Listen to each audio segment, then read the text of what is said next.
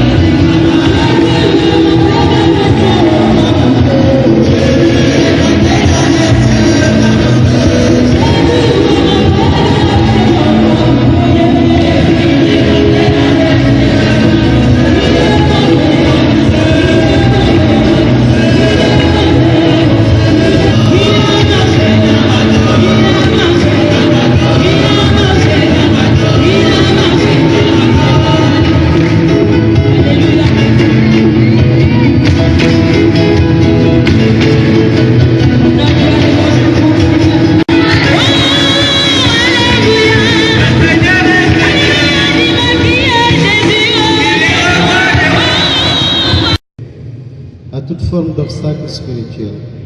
C'était une étape de conversion où nous avons prié pour l'homme avec H majuscule. Nous avons prié le second jour également pour que le Seigneur vienne recréer dans ce doyenné toutes les personnes, y compris dans l'Église. Et hier, nous avons prié pour la femme, pour demander au Seigneur de donner à la femme sa vision, de donner à la femme ce cœur que lui désire. Aujourd'hui, nous prions pour la société. 2 Corinthiens, 2 Chroniques du moins, chapitre 7, verset 14.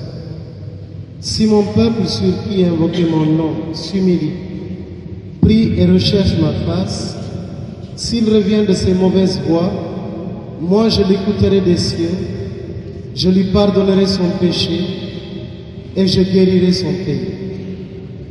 Si mon peuple, sur qui est invoqué mon nom, s'humilie, prie et recherche ma face, s'il revient de ses mauvaises voies, moi je l'écouterai des cieux, je lui pardonnerai son péché et je guérirai son pays. Parole du Seigneur Tout-Puissant. Est-ce que nous pouvons acclamer le Seigneur? Commence à vivre le cantique.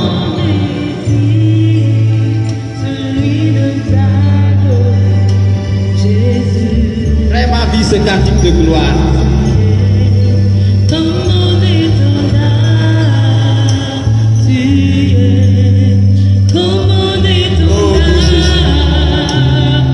Comment ne pas te louer?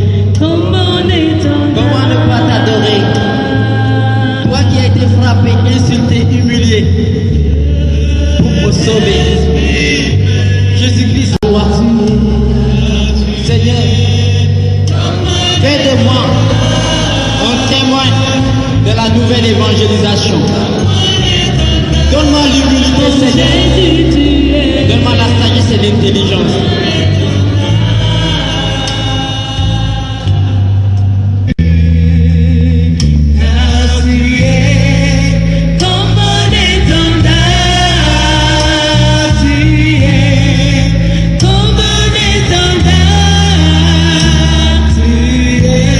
Regarde c'est que regarde vraiment Seigneur c'est que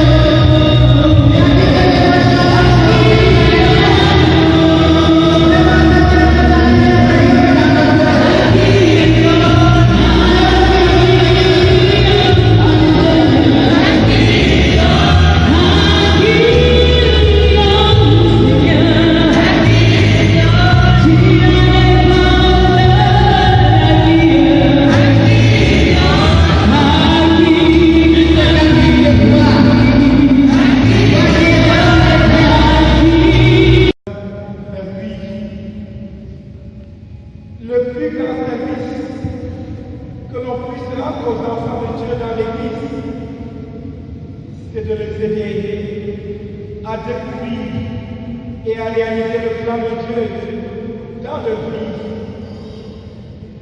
Considérant que c'est une telle expérience que vous voulez vivre, et telle l'exhortation qui nous a été demandée à ce cénacle dans le but d'acquérir un savoir et une fois de plus comme instrument du Seigneur et enfant de Dieu comme vous, grâce au même esprit, disons tout de suite que les versets qui font l'objet de notre réflexion lections, à savoir Romains 8, versets 14 à 17, trouvent mieux leur cadre et leur exploitation s'ils prennent en compte tout le chapitre. En réalité, les textes de Saint Paul sont rarement faciles à comprendre et le nôtre ne l'est pas plus qu'un autre d'après les exégètes en général et les spécialistes de Saint Paul en particulier, puisque ce qui résiste permet de rebondir. Voyons d'abord les titres de ce précieux texte. Notre chapitre se place après le chapitre 6 qui explique notre union au Christ à travers ou par le baptême, et le chapitre 7 qui aborde le sujet sur la loi impuissante à nous sauver du péché et à nous établir justes devant Dieu. Seul l'Esprit nous libère. Tous ceux qui animent l'Esprit de Dieu sont fils de Dieu. Aussi bien n'avez-vous pas reçu un esprit d'esclave pour retomber dans la crainte. Vous avez reçu un esprit de fils adoptif qui nous fait nous écrier Abba Père. L'Esprit en personne se joint à notre esprit pour attester que nous sommes enfants de Dieu.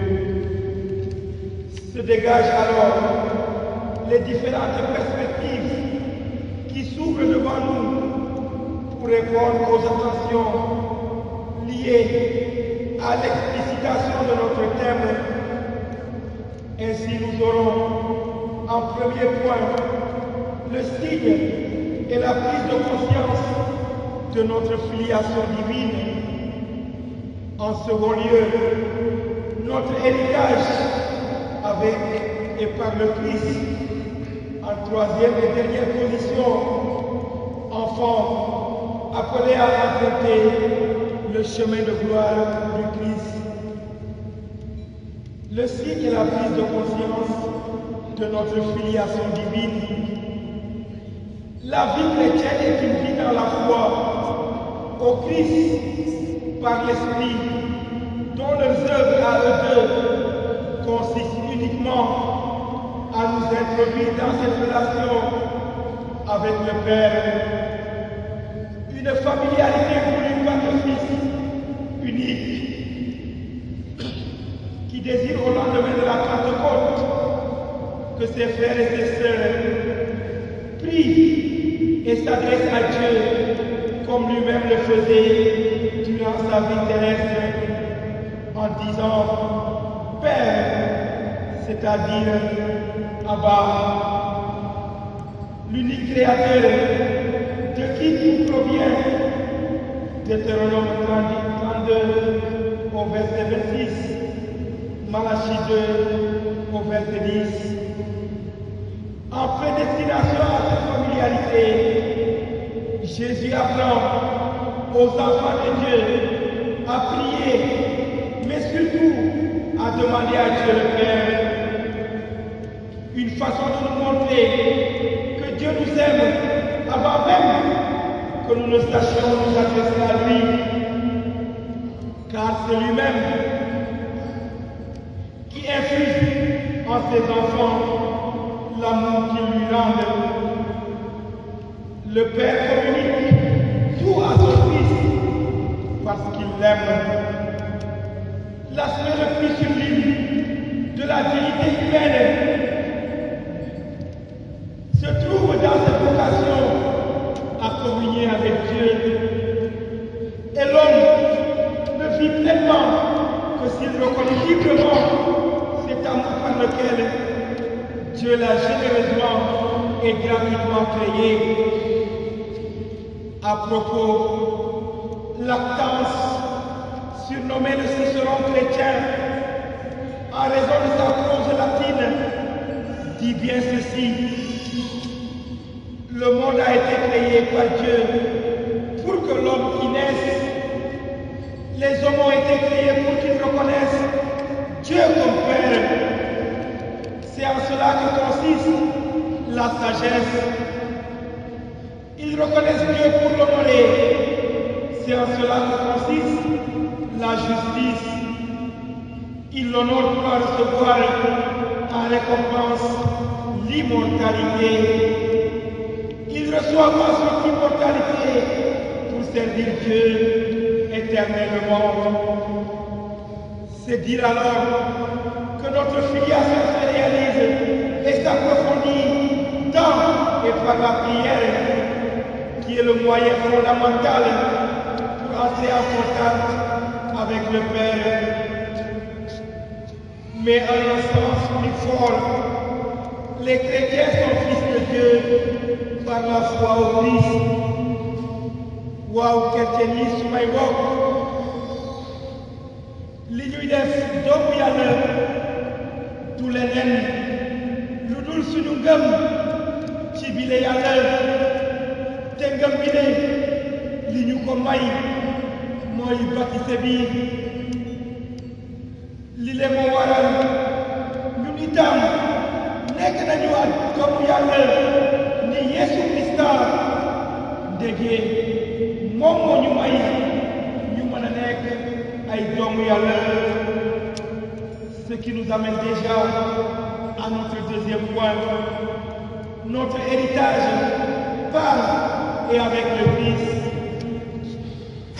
Le privilège de Jésus passe à tous ceux qui ont reçu Saint-Esprit, comme dit le verset 17 de notre fondement thématique et scripturaire avec le Fils. Nous avons hérité de la familialité avec le Père.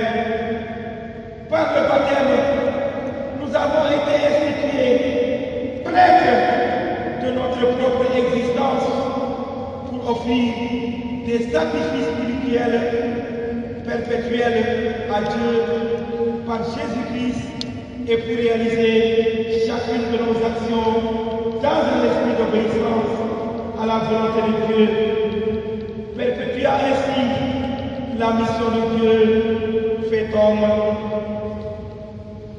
Suma mbokk yi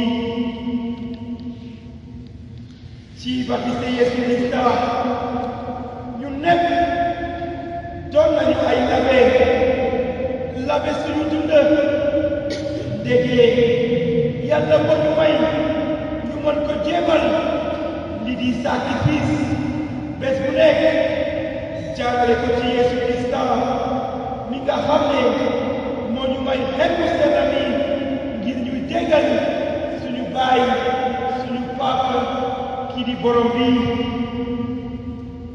C'est le Christ qui nous a communiqué cet esprit de filiation qui palpite dans notre âme.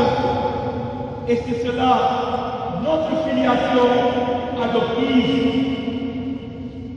Notre filiation adoptive est une participation volontaire accordée par le Père à la filiation du Fils unique, parce qu'il n'y a que Jésus-Christ qui est Fils de Dieu par nature. Nous le sommes par adoption, par participation à cette divinité de Jésus.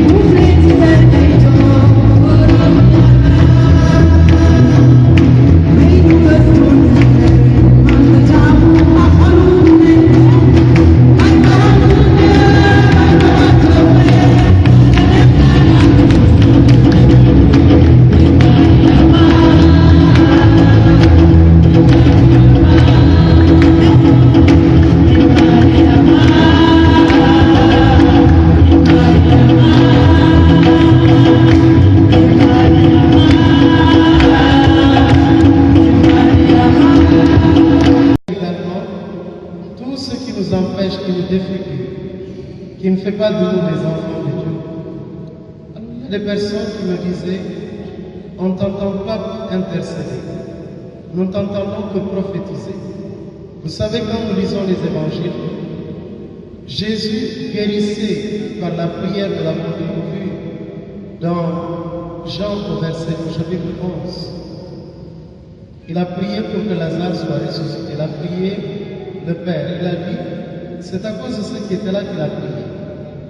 Mais d'autre part, il arrive des moments, Jésus ne prie pas le Père. Il dit, va, ta foi t'a sauvé. Il dit, sois guéri. Alors nous avons choisi avec lui le degré spirituel. Depuis le début de notre Cénacle, nous faisons un degré avec Jésus. Parce que dans la Bible, parler, c'est créer. Alors nous créons avec Jésus-Christ.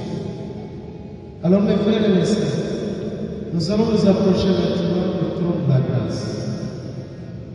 Je sens ce soir le cœur du Père qui est rempli de miséricorde pour toi. C'est aujourd'hui normalement que je devais enseigner intercéder. Les choses ont été chamboulées. Hier, je me suis retrouvé là. Aujourd'hui encore, ce n'était pas mon désir. C'est le désir du Père, je lui dis merci. Alors je voudrais que comme tu es là, que tu t'approches du trône de la grâce de Dieu. Que tu te mettes la présence du Père. Que tu viennes le prier, que tu lui dises, je suis ton enfant. Et je désire aujourd'hui que tu me donnes l'image de l'enfant. Parce que tu m'as donné le baptême en ton nom, au nom du Fils et au nom du Saint-Esprit. Fais de moi véritablement un enfant de Dieu, celui qui a foi en son Père, celui qui ne doute pas de son Père. Voilà l'assurance que le Seigneur désire que nous ayons. Quand nous avons cette assurance d'enfant de Dieu, Jésus dit dans Jean 14 au verset 12, en vérité, je te le dis, celui qui croit en moi fera des œuvres que je fais. Il en fera même de plus grandes. C'est l'assurance qui nous habite. L'assurance d'enfant de Dieu qui fait que depuis le début du Cénacle, nous décrétons. Depuis le début du Cénacle, nous posons des actes prophétiques. Parce que nous sommes certains que ce que nous disons par le Saint-Esprit arrive. Alors je t'en prie maintenant.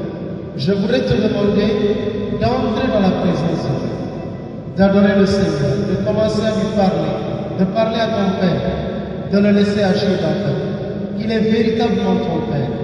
Il a besoin que tu crois pour qu'il agisse dans ta vie.